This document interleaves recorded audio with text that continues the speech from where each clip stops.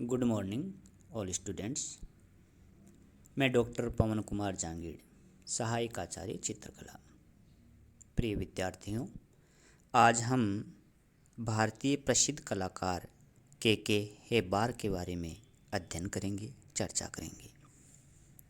यह जो आप सामने पेंटिंग देख रहे हो के हेब्बर की है।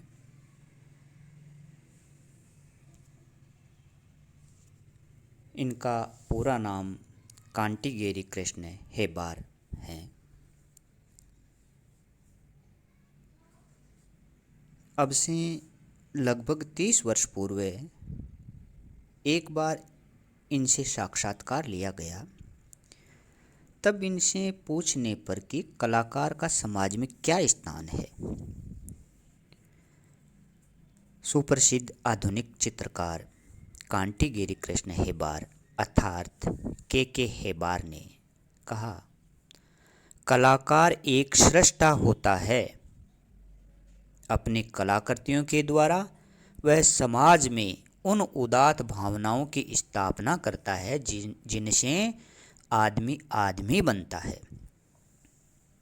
उन्होंने कहा, मेरी यह मान्यता है कि यदि कलाकार दैनंदिन जीवन के अनुभवों को पूरी निष्ठा तथा ईमानदारी से अभिव्यक्ति करे तो वह जनगण के सामने जीवन की पूरी व्याख्या प्रस्तुत कर सकता है। कलाकार की ऐसी एक भी कृति को यदि लोगों द्वारा समझ लिया जाए तो वह समाज में क्रांति उत्पन्न कर सकती है। यह बात के हेब्बर ने कही थी, जो आप सामने देख रहे हो। कलाकार को अनेक प्रकार से प्रेरणा प्राप्त होती है। कभी वह प्रत्यक्ष होती है तो कभी अप्रत्यक्ष होती है। आवश्यकता इस बात की है कि उनका हृदय तथा मस्तिष्क सदैव जागरूक रहे एवं उनमें संवेदनशीलता कायम रहे।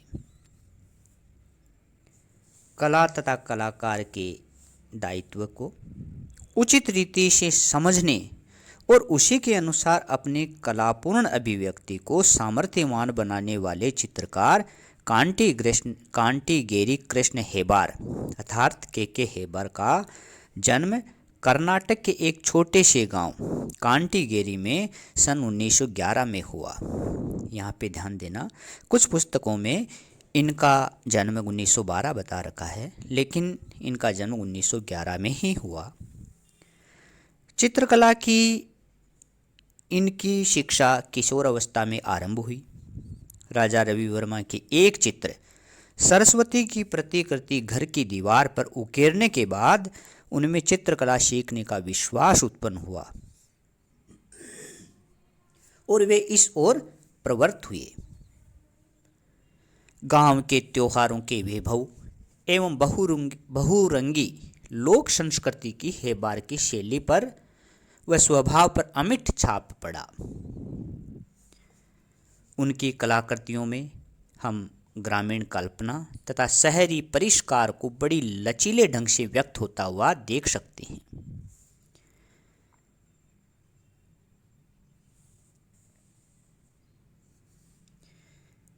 मैट्रिक तक पढ़ने के बाद हेब्बार चामराजेंद्र तकनीकी स्कूल मैसूर में चित्रकला की विधिवत शिक्षा ग्रहण करने चले गए। यहाँ इन्होंने स्थिर वस्तुओं एवं प्रकृति को हूबहू चित्रित करना सीखा, किंतु उनके बालमन में यह बात पूरी तरह से बैठ चुकी थी कि किसी भी वस्तु की नकल करने से कुछ नहीं होगा। कला के लिए तो कल्पना तथा भाव प्रवणता की जरूरत है। अतः उसी को विकसित करने की आकांक्षा लिए वे बंबई आकर बस गए और यहाँ आकर पेंटिंग करना ही उनका व्यवसाय हो गया। अपने कला सर्जन की ललक को उन्होंने यहीं पर शिक्षा ग्रहण करते देखा। ये जो आप सामने चित्र देख रहे हो, ये के हेब्बार के द्वारा बनाए गए चित्र हैं। जीवन यापन के लिए मुंबई में एक फोटोग्राफर के यहाँ कुछ समय रीटचिंग आर्टिस्ट के रूप में इन्होंने कार्य किया। साथ ही दंडावती मठ में जहां रॉयल अकादमी लंदन की तर्ज पर चित्रकला की शिक्षा दी जाती थी, हेबार ने चित्रकला का अभ्यास जारी रखा। सन 1937 में उन्हें sir J school of arts में डिप्लोमा के अंतिम वर्ष में सीधे ही प्रवेश मिल गया। किनको? के हेबर को। कब? 1937 में sir J school of arts, जो बहुत ही प्रसिद्ध स्कूल है मुंबई का, वहाँ पे इनको सीधा ही प्रवेश मिल गया और अगले ही वर्ष उन्होंने उक्त परीक्षा पास कर ली और सन 1939 के अंत में वे इसी संस्थान में अध्यापक नियुक्त हो गए। कौन? के हेबर। आजीविका के प्रति आश्वस्त होकर वे भारतीय चित्रकला के सिद्धांत पढ़ने, उसके इतिहास तथा पूर्व पीठिका को समझने में व्यस्त हो गए।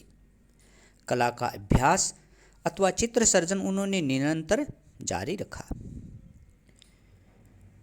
हेबर ने धीरे धीरे अपनी कला का जो रूप विकसित किया, उसमें अन्वेषण, आकृति मूलकता तथा अमूर्तन का सिलसिला अनवरत चलता रहा। अभिव्यक्ति के लिए इन्होंने जब जब जैसी अनिवार्यता अनुभव की, वैसा ही इन्होंने कार्य किया, काम किया। इन चित्रों में आप देखिए, हल्के, मध्यम तथा चटक रंगों के आलोक से इन्होंने अपनी कलाकृतियों को समृद्ध बनाया है। आकृति तथा अमूर्तन दोनों को साधने वाली हेबर की कला को समझने के लिए उनकी अभिव्यक्ति की दिशा को खोजना जरूरी है। वस्तुतः उनकी कृतियों में आप इनमें देखिए, शांति, आनंद, आशा और मानवीय संवेदना तथा ऊर्जा का सहज प्रस्फुटन हुआ है। इन चित्रों में आप देखिए, आधुनिक जीवन के द्वंद्व एवं तनावों से दूर के हेबर के चित्र प्रेक्षक को अत्यंत सरल, आत्मीय एवं आकर्षक लगते हैं। उनके ये चित्र सहज मानवीय आश्वासन की खोज हैं। उनमें भारतीयता की छाप है। इन चित्रों में देखिए आप, देश की माटी की गंध रची बसी है। भारतीय आकाश में उड़ने वाले तथा मन को आश्वस्त करने वाले इन चित्रों के रंग हैं। आरंभ में उनके चित्रों की धारा रूप विधान से जुड़ी रही, उसके पश्चात वह लगभग रूप विमुख होती चली गई। भारतीय परिवेश में विभिन्न कलाओं के रस तत्व की यदि बात की जाए तो के हेबर की कला में विश्व के विभिन्न कला आंदोलनों, वादों एवं सिद्धांतों के अनेक रस तत्व मौजूद रहे हैं। इन चित्रों में देखिए आप, पूर्व तथा पश्चिम के सभी प्रभावों को इन्होंने ग्रहण किया, किंतु अभिव्यक्ति के स्तर पर वे अपनी परंपरा व संस्कारों की धरती भारत से ही जुड़े रहे। यहाँ के ग्रामीण वातावरण, लोक पर्वों एवं प्रकृति से ही अपना संबंध बनाए रखा। उनके चित्रों में ग्राम सुलभ सहजता और महानगर की जीवन शैली दोनों ही मौजूद है, किंतु परिवेश पूर्णतः भारतीय है। हेबर की निरंतर विकसित संपूर्ण कला सृष्टि में एक धारावाहिक प्रवृत्ति उपस्थित है, जो उसे कभी पुराना नहीं पड़ने देती।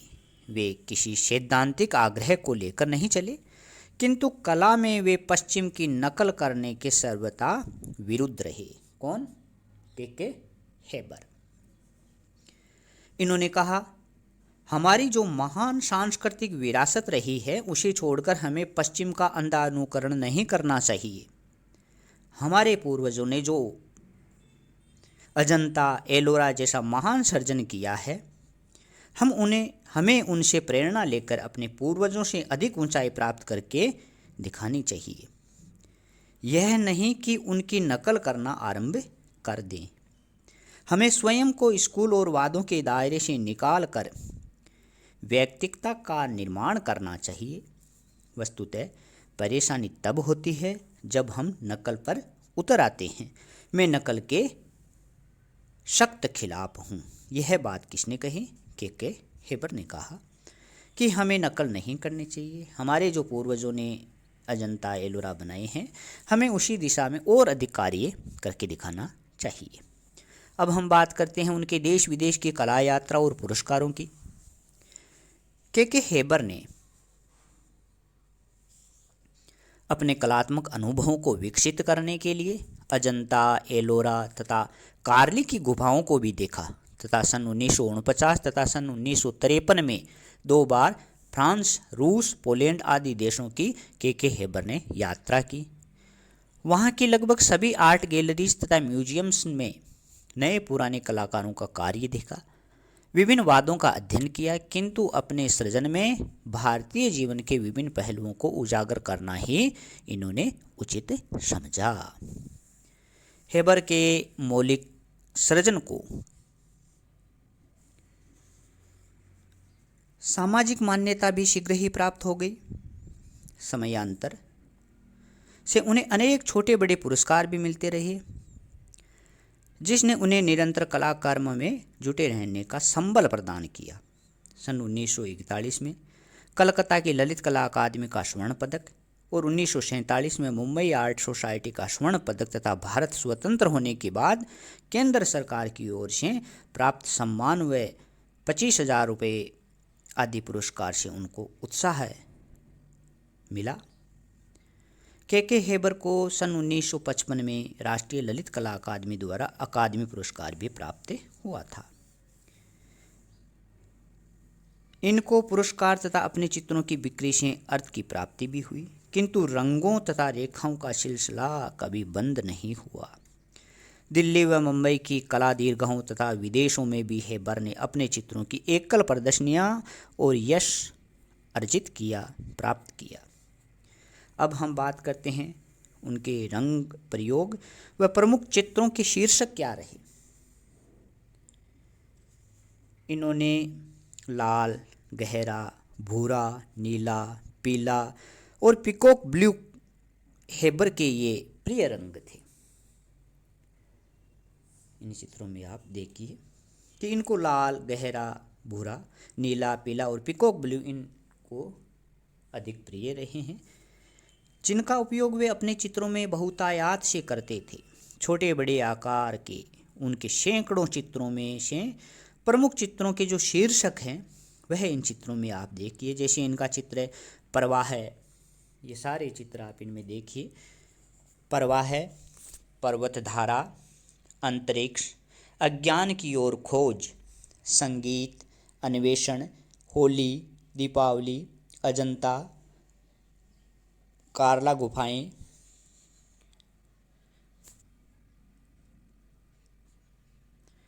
मुर्गों की लड़ाई, माँ बेटा, श्रमिक, मवेशी हाट, धूप दीपित पनघट, मयूर, यमुना पार, सांझ, नगर जीवन, सुनहरा और लाल, मंच पर, जाड़े की रात, विवाह उत्सव, गोवर्धन, आकाश पर तथा इंदिरा को नमन आदि इनके प्रमुख चित्र हैं। इन्होंने सैकड़ों रेखा चित्रों की भी रचना की है। के हेबर के चित्रों तथा रेखा चित्रों के कुछ एल्बम भी प्रकाशित हुए हैं। उनके व्यक्तित्व एवं कृतित्व पर राष्ट्रीय ललित कला अकादमी ने एक मोनोग्राफ भी प्रकाशित किया। जीवन एवं जगत की सामान्य पारंपरिक धारणाओं एवं मान्यताओं को पुष्ट करने वाले चित्रों के रचयिता कांटीगेरी कृष्ण हेबर चित्रों की रचना में सदैव रंगों के संयोजन तथा सौंदर्य सर्जन का विशेष ध्यान रखते थे। भारत में आधुनिक कला आंदोलन से वे एक लंबे अरसे से जुड़े रहे। नए वादों, नई धारणाओं का उन्होंने सदैव स्वागत किया। आधुनिक कला के भावबोध एवं भाषा से वे पूर्णतः परिचित रहे तथा समय समय पर अपने वक्तव्यों के जरिए इस बात पर बल देते रहे कि कला में हमें फैशन के बतौर पश्चिम के अनुकरण का मार्ग छोड़कर भारतीय जनजीवन तथा मानवीय संवेदनाओं को ही उजागर करने का प्रयास करना चाहिए। इस बात पर इन्होंने हमेशा बल दिया है। इन्होंने कहा था कि भारतीय कला किसी से भी पीछे नहीं है, आज वह उसी स्तर पर है जिस पर पश्चिमी कला। हमारे कलाकारों की कृतियाँ विदेशी कलाकारों की कृतियों से किसी मायने कम नहीं है। ये जो आप सारे चित्र देख रहे हो, यह चित्र के हेबर के प्रमुख चित्रों में से है। हेबार ने भावप्रवण और प्रयोगधर्मी प्रवृत्ति के चलते अपनी कला का जो रूप विकसित किया, उसमें हमें उनके अन्वेषण, आकृति मूलकता तथा अमूर्तन का सिलसिला देखने को मिला है। इनकी कला में मानवीय संवेदनाओं व ऊर्जा का सहज प्रस्फुटन हमें देखने को मिलता है। इनके चित्रों में देश की माटी की गंध हमें रची बसी दिखाई देती है। हेबार के चित्रों में छाया युक्त अंश अब मात्र रंग विन्यास तथा क्रमबद्ध होने के क्रम में वस्तुतः अंधकार से प्रकाश की ओर जाने वाले रंगपत तथा कठोर से कोमल रंग संगति में परिणित होते हुए दिखाई देते हैं। चित्र में रेखाओं की अनूठी काव्यात्मक लय और कल्पित सृजन क्षमता से जैसे जीवंत हो उठती है, ऐसे लगते हैं। उनकी कृतियों में विशेष रूप से जैसे मुर्गों की लड़ाई, टाइल फैक्ट्री आदि चित्राकाश अर्थात अवकाश और रंग के कलात्मक आयाम स्थापित करते हमें जान पड़ते हैं। इनकी कला में वैश्विक कला तत्वों की उपस्थिति इस बात की द्योतक है कि वे पूर्व व पश्चिम के सभी प्रभावों की ग्रहणशीलता के बावजूद अभिव्यक्ति के स्तर पर अपनी परंपरा एवं संस्कृति की विरासत से जुड़े रहे और पश्चिम की नकल से हमेशा विरुद्ध रहे। इस प्रकार यह एक बहुत ही प्रसिद्ध कलाकार रहा है, के हेबर। धन्यवाद। ये सारे चित्र आप इनके देख सकते हो।